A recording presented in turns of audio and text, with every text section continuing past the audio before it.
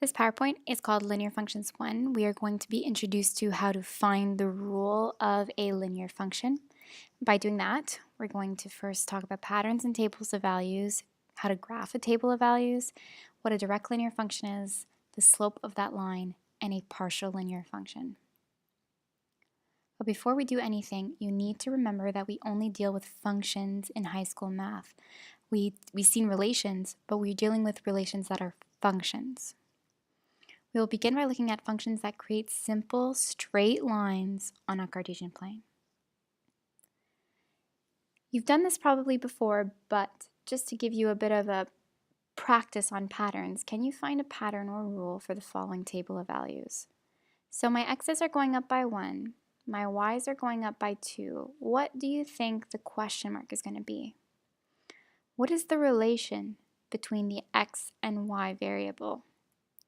So if we say that the x values are jumping up by 1, the y values are jumping up by 2, we can say that if you multiply these x's by 2, you'll get their y. So 1 times 2 is 2. 2 times 2 is 4. So then 3 times 2 is 6. So the relation between this x and y is that y is equal to 2 times whatever x is. And so we could continue this table of values going all the way down to infinity and going all the way up into our negatives. But to find the y, you just need to multiply whatever x is by 2 and you'll get the y. So I want you to try it yourself. Find the relation between x and y for the following table of values. So I have 3 table of values for you, and I would like you to take a second, pause this video, and see what you get for the following table of values for the relation between what we have to do to x to get y. So for the first table of values, you have 3, 4, 5, and then you get 3, 1.5, 4, 2, and 5, 2.5. You would have to multiply everything on the x's by 1/2 or 0.5. So we'd say the relation between these two is y equals 0.5x. For the second one, when we have x is 1, y is 6. So you can guess that you need to multiply all x's by 6 to give you the y values. And for the last one, it's a little bit trickier because we have negative y values, but it's just to say that you need to multiply x by -4 to give you whatever y is. Now I want you to take another few seconds and plot each of these tables on one Cartesian plane. So take a take a graph, go on the Cartesian plane, draw a straight line through the points, try to color code so you know which line goes with which rule. So for the first line, plot 3, 1.5, 4, 2, 5, 2.5, draw a straight line. For the second line, plot 1, 6, 2, 12, 3, 18 on the Cartesian plane, draw a straight line. And for the last one, plot 0, 0, 1, -4, 2, -8 on your Cartesian plane, draw a straight line through it. And color code, so have like this one red, this one blue, this one green, so that you know what is which. So pause this video and try on your own to plot it either on your iPad or on a graph paper that you have or lying around.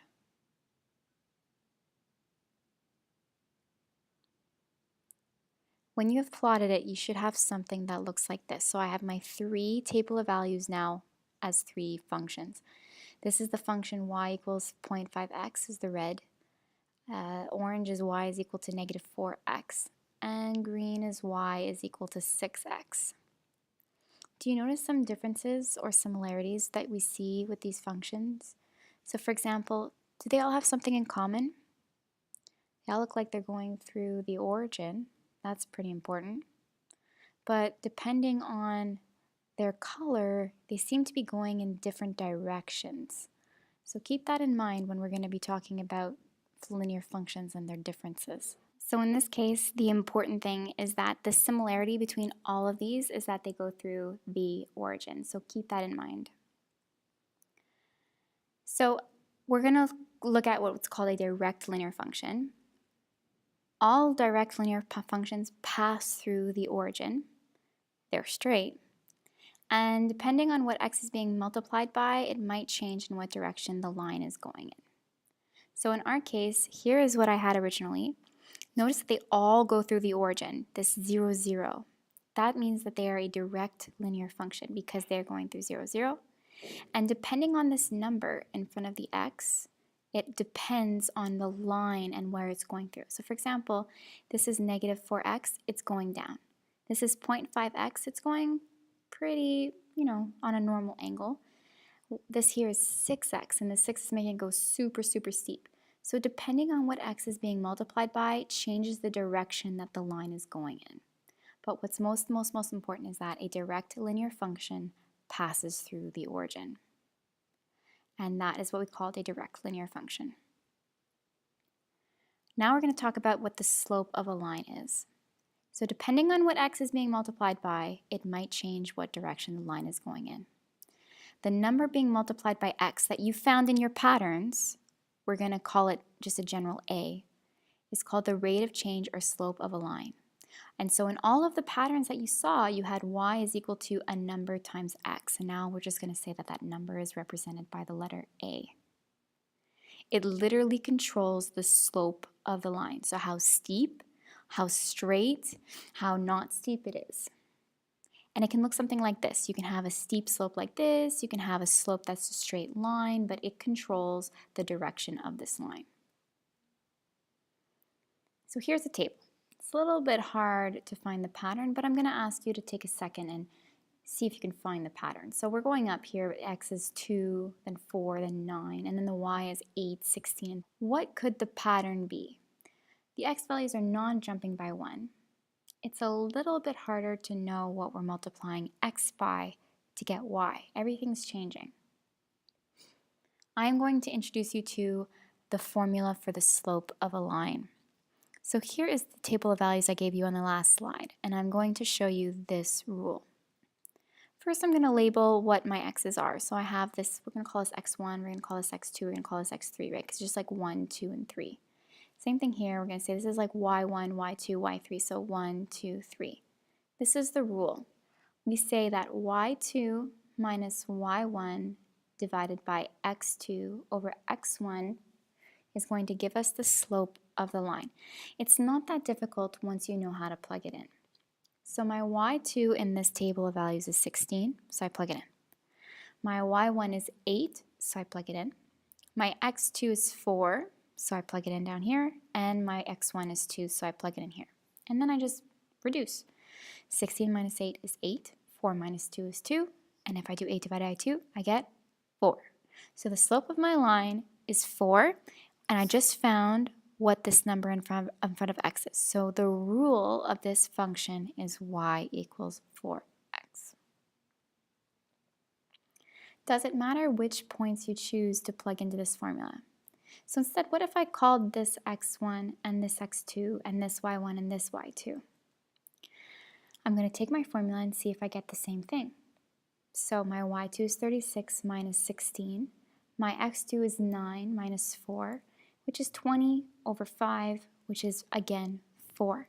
So it doesn't matter what you pick as x1 as x2, as long as your 1 obviously comes before the 2. But it doesn't matter what you pick as your x1, x2, your y1, y2.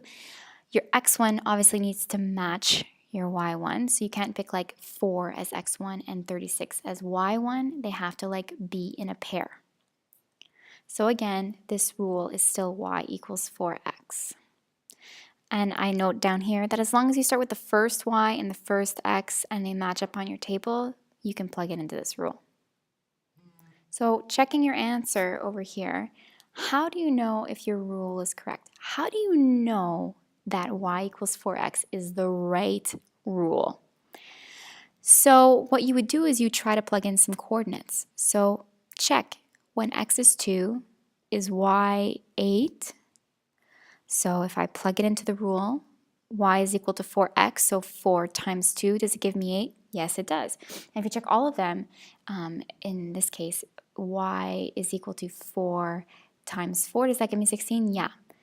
Over here, y is equal to 9 times 4, does it give me 36? Yes. So this rule works. So I want you to try yourself. Can you find the slope or rate of change, it's the same thing, for the following table of values and what is their rule? So take a second, pause this video, and see if you can do the y2 minus y1 over x2 minus x1 rule. Find the rule.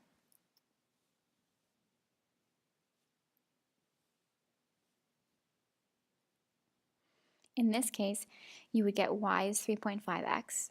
In this case, you would get y is equal to 8.2x. So it's fine if you get decimals. And in this case, you get y is equal to minus 2x. Now remember, if you're doing 6 minus minus 2, it's 6 plus 2. So it'd be negative 6 plus 2. So remember your rules for when you have a minus minus. How can you tell if these are direct linear functions? Well, on this slide, I draw it for you. I draw a graph for you, and I can tell you that they are all direct because they all go through the origin. But a little bit extra. If it goes to the origin, that means when x is 0, y is 0. So try it for this rule here. When x is 0 is y 0, negative 2 times 0 is 0. Yes, it is. This one, when x is 0 is y 0, 8.2 times 0 is 0. Yeah, it works too. And down here, y is equal to 3.5x. When x is 0 is y 0, 3.5 times 0 is equal to 0.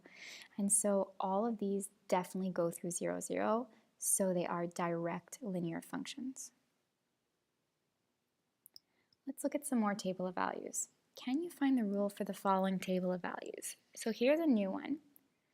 The slope you can find using your y2 minus y1 over x2 minus x1 rule. So I get 8 minus 5 over 2 minus 1, which gives me 3. But is y equals 3x a correct rule for this table? Let's test it.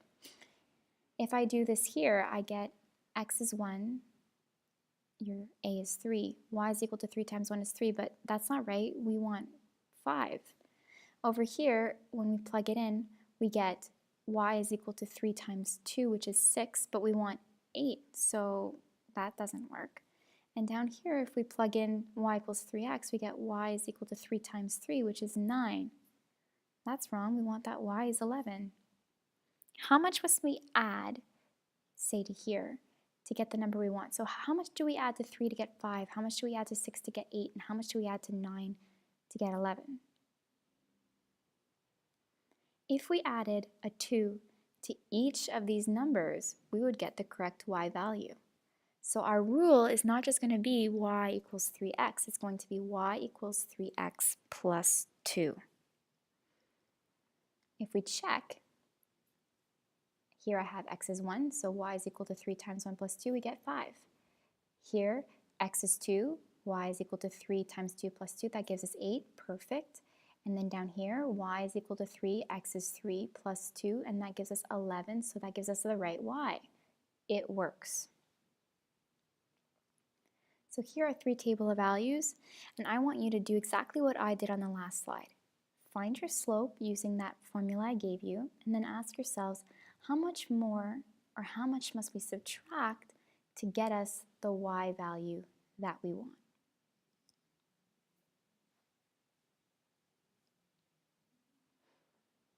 Over here, you would find that your slope is 4, but that's not enough because 1 times 4 is 4, and we want 5. So we need to add 1, so our rule is y equals 4x plus 1. Over here, our slope is negative 3, but we need more because 0 times negative 3 is 0, and we want that y is 2, so we would add 2. And down here, we have that our slope for sure is 5x, but we need to actually subtract 3 to get the right y. Because like say over here you have x is 1. If you plug it in, you get 5 times 1, which is 5. If you subtract 3, you get 2. And now I want you to take another second, make another Cartesian plane, and I want you to plot the points and draw a straight line through it. Same like we did for direct linear function, and I want to know what you see when you plot these points. When you do it, you should get something that looks like this. So if you plot all the points, you draw straight lines through it, you get these values or these lines. What do you notice about these functions? Do they all pass through the origin? No, not really. They all pass through certain points over here though on the y-axis. So 4x plus 1 passes through 1. 5x minus 3 passes through minus 3. Minus 3x plus 2 passes through plus 2. These are some things that we notice about this, but they for sure do not pass through the origin. This is what is called a partial linear function, when the function doesn't pass through the origin. The general rule for this type of function is y equals ax plus b, where a is your slope, which you already know about, and your plus b is how much you need to add or subtract to your function to get the y value that we want. So we already know that the slope is, its rule is y2 minus y1 over x2 minus x1. B we're now going to call the initial value. And if you noticed in the Cartesian plane that I made, you just need to see where it is, where it crosses the y-axis. So if I go back here, this b here, this plus 2, is where it crosses the y-axis. This b here, which is plus 1, is where it crosses the y-axis. This minus 3 here is where it crosses the y-axis. So that's what your b is. Both a and b can be positive or negative integers, and they can also be decimals, so they can be rational numbers as well. So just to give you a big recap, you learned about the direct linear function. It is a function that always passes through the origin. It has the general rule y is equal to ax.